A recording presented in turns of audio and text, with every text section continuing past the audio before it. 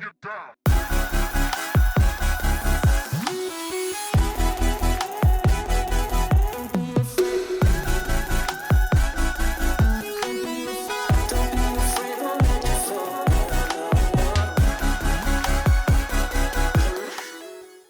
What's up guys, it's your boy CJ here, back in another video. I'm back again today this week to camera basics. Hope you guys are doing well. I'm doing pretty well myself.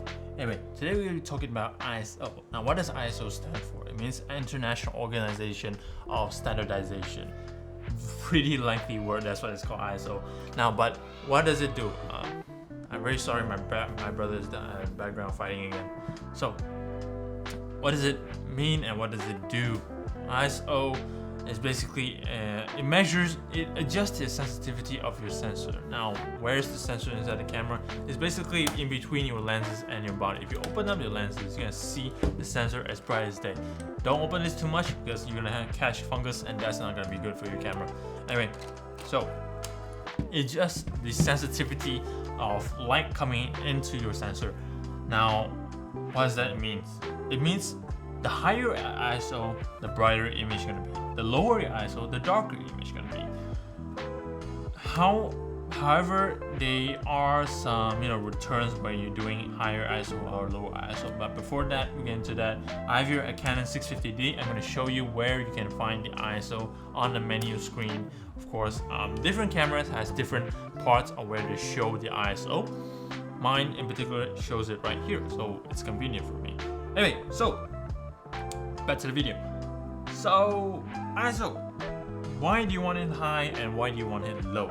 It's your first time doing it and you might think about it, oh, I want my image to be super bright, super clean, I'm going to turn on the ISO. Yes, that functions well, however there are drawbacks to that, which in this case is something we call noise or artifact. Now I'm going to show you a very noisy image right here on my face. It's very noisy, a lot of noise, very ugly, not something you want to see very every day. So you don't want that in your image very well.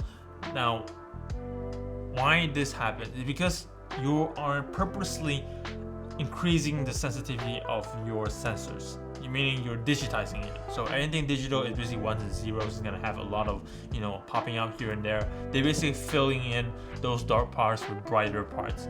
Now you have to understand your camera is so small. There's only so much you can process at one at a time. So what happens is you're gonna get noise and artifacts.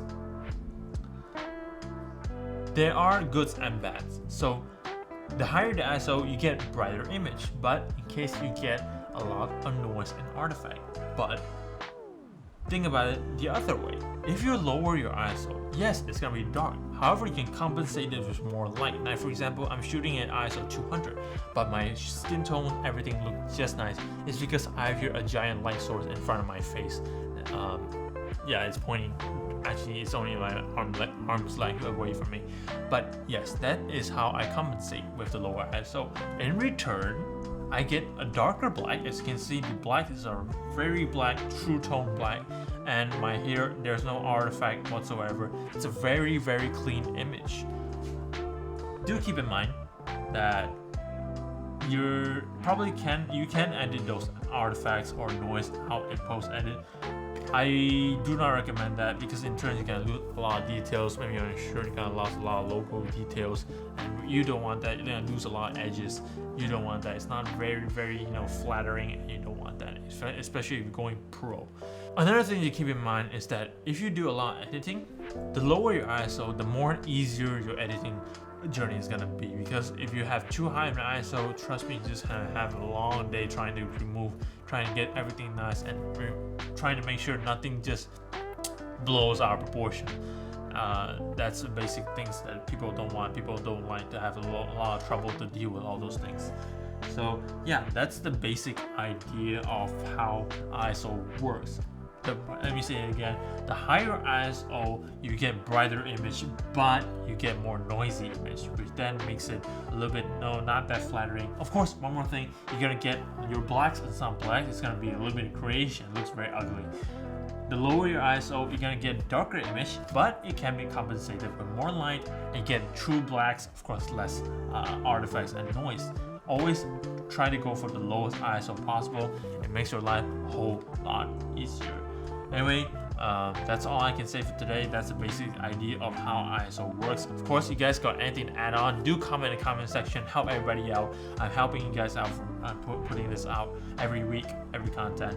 So yeah, it's your boy CJ. Do hit that like and subscribe button, share out to your friends, hit the notification bell button, and I'll see you guys in the next video. It's your boy CJ, out.